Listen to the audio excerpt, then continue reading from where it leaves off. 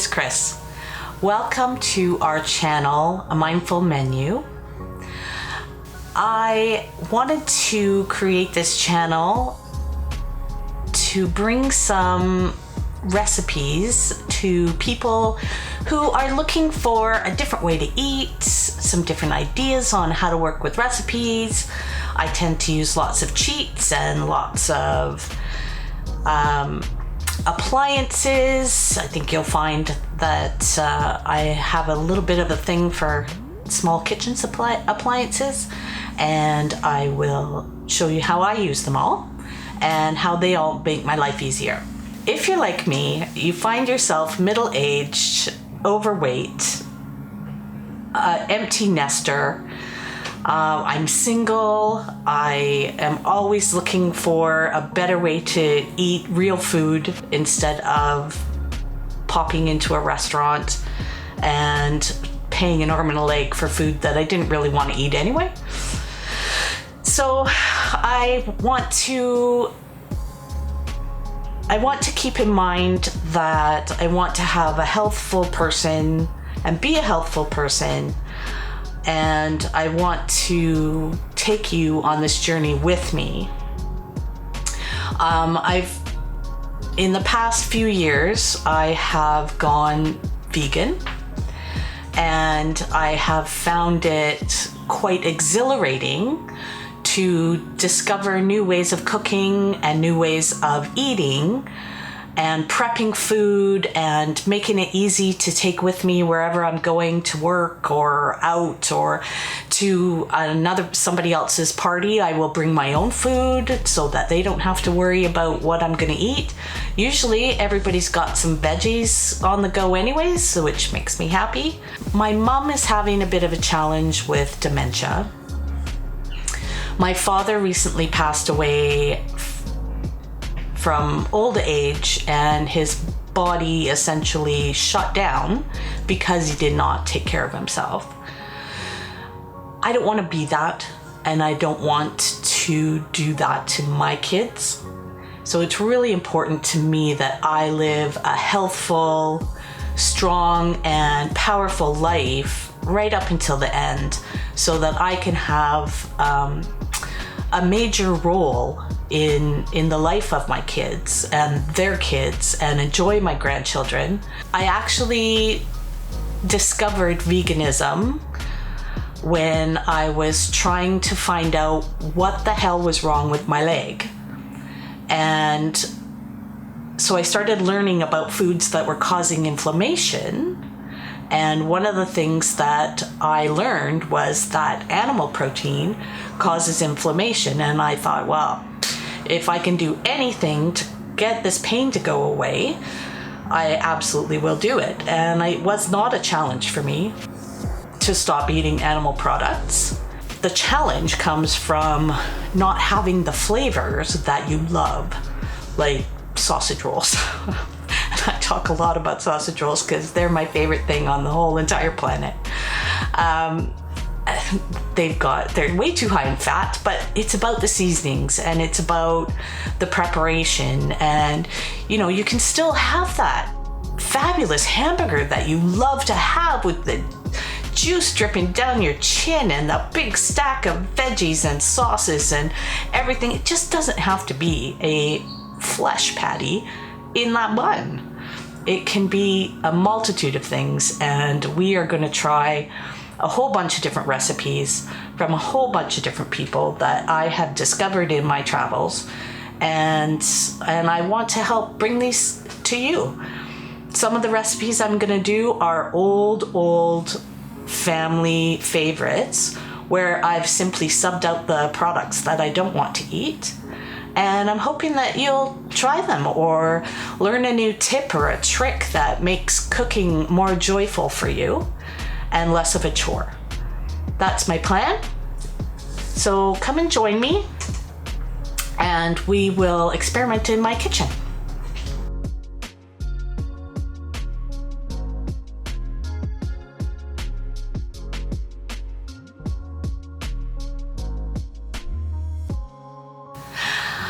I didn't like it. I I really hated spending the money on it. And when I ate it, it made me feel really horrible. My first awareness was when I was at my mom's dinner table as an adult, and my mom gave me a plate with cauliflower, potato, and a chicken breast on it. And I remember thinking, that's the whitest plate I've ever seen. But those three things together went into my stomach and felt like a brick. And it was then that I realized that there was something that my body was not happy with, and that I needed to sort it out and find out why that was that way. So since I've gone vegan, I don't have that problem anymore. It's the meat, the animal protein, that your body has a difficult time digesting. And that came from a naturopath? Well, no, the information came from a whole slew of doctors.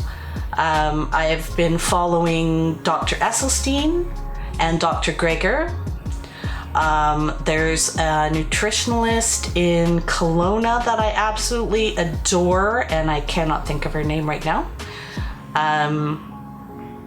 There are another couple of guys who did masturbating diabetes, because I was worried that I was going to get diabetes and have to deal with that complication as well.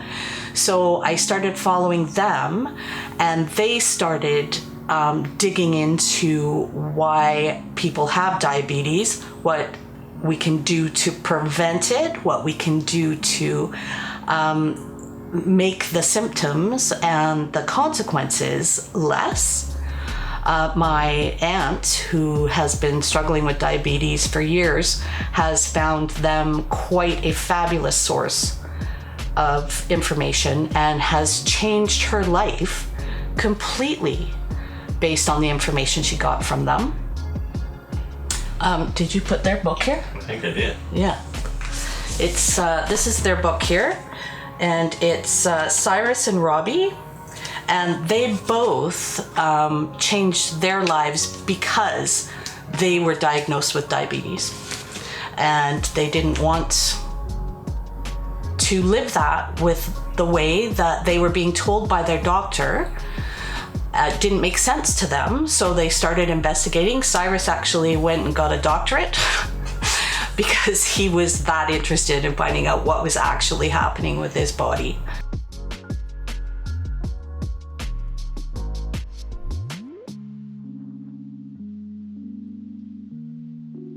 For me, it is. For me, it's a healthful choice. If you get into Dr. Esselstyn's findings, he was a heart surgeon, and he kept cutting people's chests open and finding such horrible plaque and all their plumbing, more or less, just full of gunk, that he started asking the question, why are you here? Not let's fix it, but let's stop you from getting on my table. And he totally sourced out that it's the fat and the animal hormones and stuff that we're pumping our kids full of. My kids, when they were little, were not little.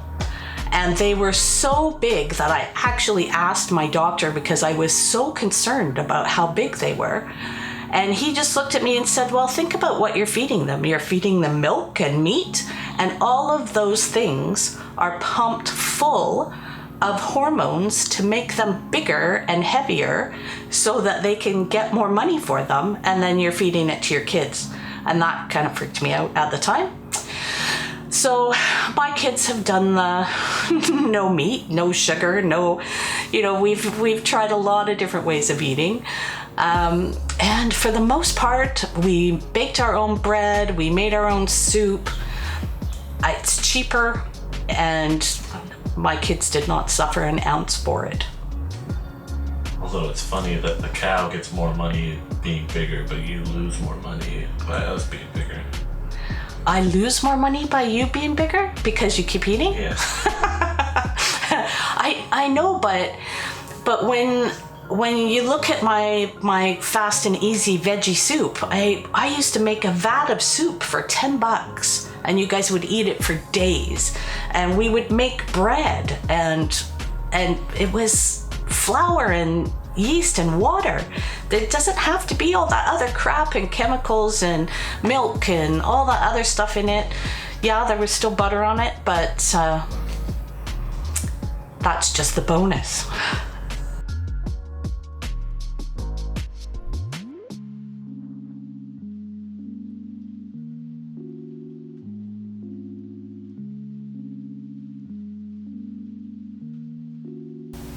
In the past few years, with the explosion of a lot of vegan authors and doctors and cookbooks, Dr. Esselstyn's son and daughter have gone on to be huge celebrities in the vegan world. Rip Esselstyn is the founder of the Engine 2 franchise, and he's got some fantastic recipes that I'm looking forward to us trying together. And the grocery stores have lots of vegan options. They're not for every day because they are still filled with preservatives and they're high in fat and all that kind of stuff.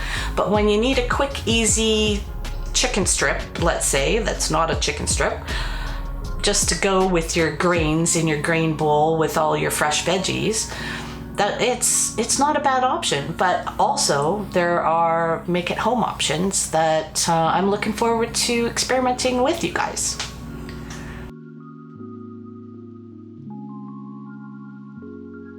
Yeah, I'm hoping to experiment with a bunch of recipes. I'm hoping that there might be some glimpse of hey, I think I would like that for you guys on the other side of the camera. I think that a lot of my shortcuts and stuff that I've learned over the years would be useful to other people. I think I've already said that one of the recipes we've just done is an old home and garden recipe that I've used forever to make banana bread, and I've never used fat to make my banana bread. I've always used applesauce, and now I just changed the egg to a flax egg, and it's still yummy and satisfying, which is the most important part when it comes to food, right? There's that comfort. This satisfies that urge that I have for food, and I want that goodie, or I want that spicy flavor. You can make anything taste like anything if you use the right spices. Right. Mm-hmm.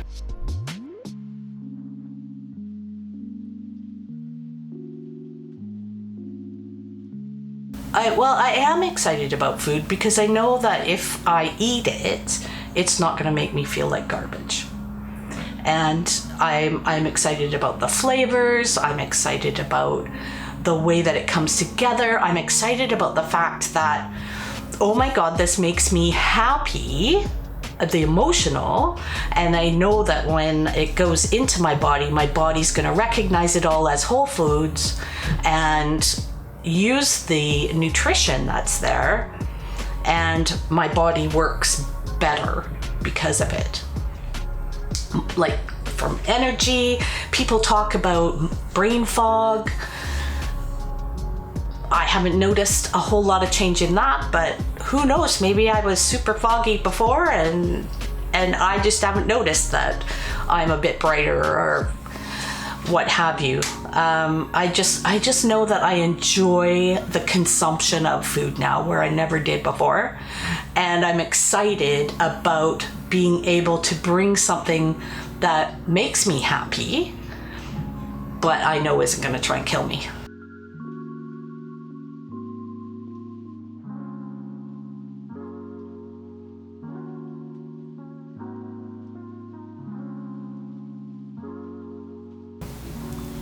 It really came from watching my mom decline, and everything that I was able to investigate online speaks to the medications that you take as a young person, the food that you build your body with as a young person. We do so much damage to ourselves with a cigarette or a glass of wine or a shot of tequila. That giving your body those building blocks to fix all of that stuff is so important to me. So when I started investigating that kind of thing, I also came across this couple, and they are brain surgeons. And this book is called The 30-Day Alzheimer's Solution. And basically what it is about being mindful of the actions that you take during the day, your stress level. Are you eating whole foods that your body recognizes and can use to rebuild and to heal itself? Because our bodies are crazy amazing and can take care of themselves quite well. These guys, I'm going to try and say their name, Dean Sherazai and Aisha Sherazai, and they, in being brain surgeons, started having conversations together about how the effects of a healthy lifestyle and the food that people eat are affecting what's going on in their brains. There are several other options and ideas around how to have a healthy mind. I think that Alzheimer's and dementia right now is really prevalent because the baby boomers are all of that age right now. COVID certainly didn't help with any of that. Because COVID certainly did not help with any of that, because people have had to shut themselves away, and that lends to not having conversations and not having that interaction. People are sitting in front of their televisions with stuff blasting at them all the time, but they're not being interactive with that and using their brain juices and thinking and coming up with solutions. That's what I think is what turns me on the most about this is, when I think, I really want to have a nice piece of steak, how can I make myself satisfied with something that is not a slice of cow? There's so many options, and I look forward to experimenting with them all here on this channel in my tiny kitchen, and seeing what we can discover and how good we can make things. I've got so many ideas about what we can work on. I'm really excited to do all of that. The title, A Mindful Menu, means to me that we're thinking about what we're eating. We're full of energy and nutrition around the menu, and that hopefully we can take ourselves to that next healthful level, even if tomorrow you do end up having that piece of steak because you find yourself in that situation. If you're eating whole foods most of the time, every now and then having something that you think is going to make your mouth happy isn't going to kill you.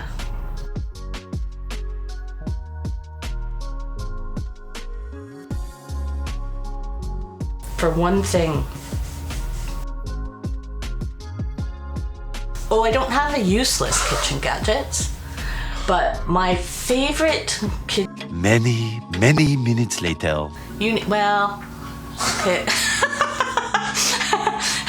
Well, I'm looking at this. I don't know if you would call it a uni tool, but I have this fabulous cake pan that makes this cake that has Christmas trees all and a train around the bottom. Now, I always make a cake at Christmas time with that, and I put powdered sugar on it so it looks like snow. It's awesome. But once a year.